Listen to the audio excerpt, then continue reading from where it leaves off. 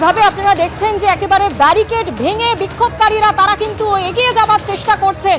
পুলিশের তরফে যে ব্যারিকেড দেওয়া হয়েছে সেই ব্যারিকেড ভেঙে তারা এগিয়ে যাবার চেষ্টা করছেন।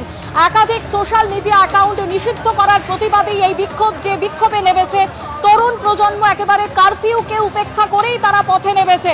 এই মুহূর্তে যে ছবি আপনারা দেখতে পাচ্ছেন যে পুলিশের তরফে যে ব্যারিকেড করা হয় সেই ব্যারিকেড ভেঙেই কিন্তু এগিয়ে যাবার চেষ্টা করছেন বিক্ষোভকারীরা। অন্যদিকে নেপালের কাঠমান্ডুর রাস্তার ছবিও পাশাপাশি আপনাদের সামনে তুলে ধরছি। কাতারে কাতারে মানুষ তারা রাস্তায় নেমেছে।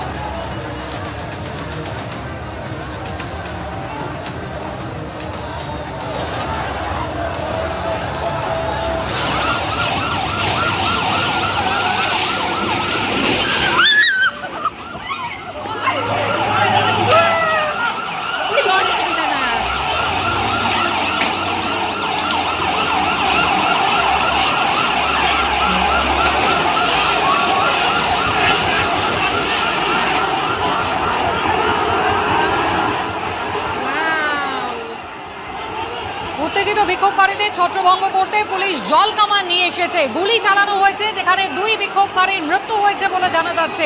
একদিকে পুলিশ লাঠি চার্জ করছে বিক্ষোভকারীদের সরাতে, একেবারে যে ব্যারিকেড রয়েছে তা ধাক্কা দিয়ে ভাঙার চেষ্টা করছেন বিক্ষোভকারীরা।